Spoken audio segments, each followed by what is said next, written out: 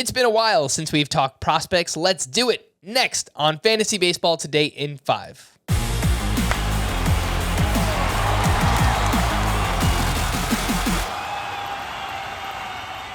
Welcome into FBT in 5. As always, make sure to follow and stream us on Spotify. Today is Saturday, July 30th. I am Frank Sample, joined by Scott White.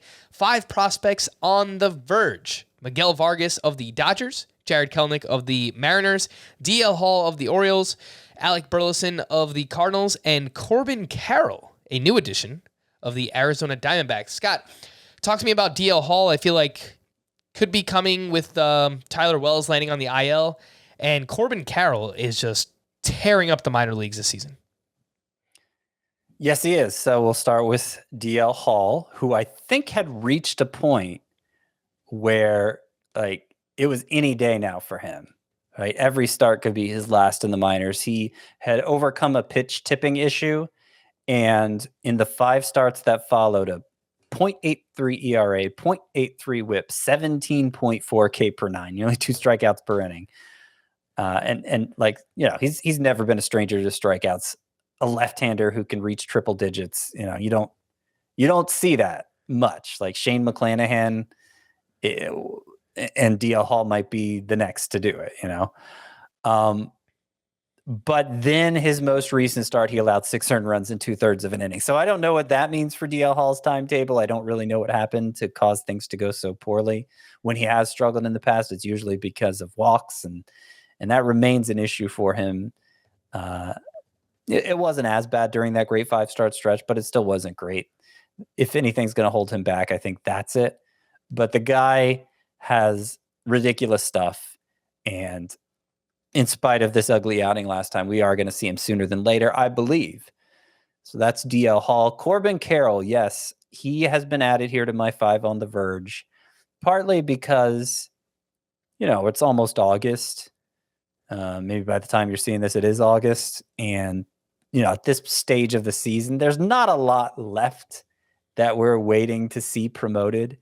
I don't know that Corbin Carroll is going to get the call this year, but a big part of the thinking is just how impactful is the player going to be if he gets the call. And I think Corbin Carroll heading into next year will be the top prospect in baseball. He's played like 120 games in the minors since the start of, I don't even know what year it was, 2019, 2018, something like that. The pandemic year, he lost, obviously, as all minor leaguers did. And then last year, he had a shoulder injury early on that cost him almost the full season. And yet he has, even with those interruptions, he's just breezed through the Diamondbacks minor league season, crushing it at every level, developed more power as he climbed the ladder, has always been a great source of speed and good plate discipline, and just seems like a baseball prodigy, does Corbin Carroll. So if the Diamondbacks wanted to get aggressive and promote him, then you definitely want to have him on your roster if they did decide to do that, even though it may be a long shot.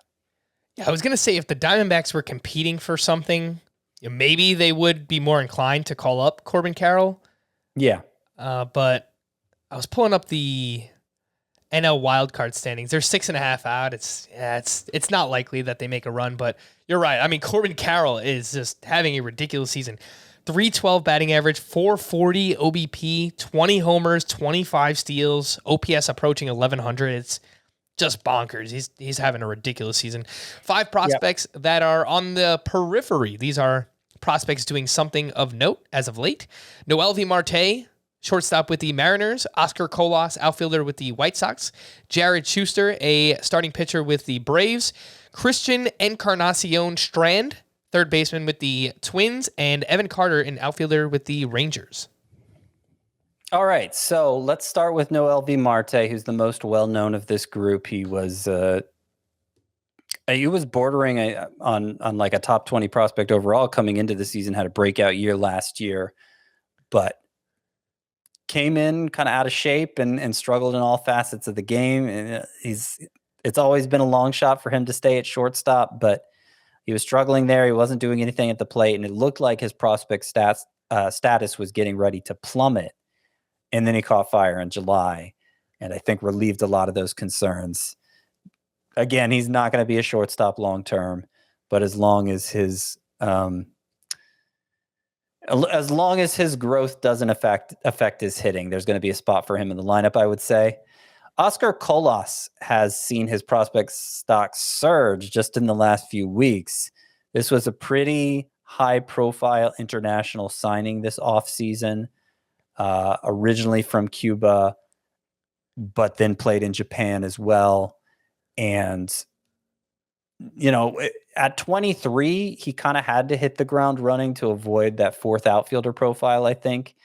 And suddenly he has. I mean, the hitting numbers have just been ridiculous. The line drive rate, the strikeout rate has led to this very high batting average. And the funny thing is, like, more than anything, the White Sox like him for his power. And that isn't even, the power's picked up recently, but it's the overall hitting profile that's impressed me for Oscar Colas. And I think he's very clearly a prospect now. Encarnacion Strand, emerging third base prospect for the Twins. He has a ton of power. Evan Carter is a Rangers outfielder who showed great plate discipline when he first entered the minors last year, and a lot of prospect hounds liked him for the athleticism to go along with that plate discipline. It's really showed up recently. He's starting to get home runs. He's starting to get stolen bases, and the plate discipline remains really good for Evan Carter. He's getting it done at high A, even as a 19-year-old.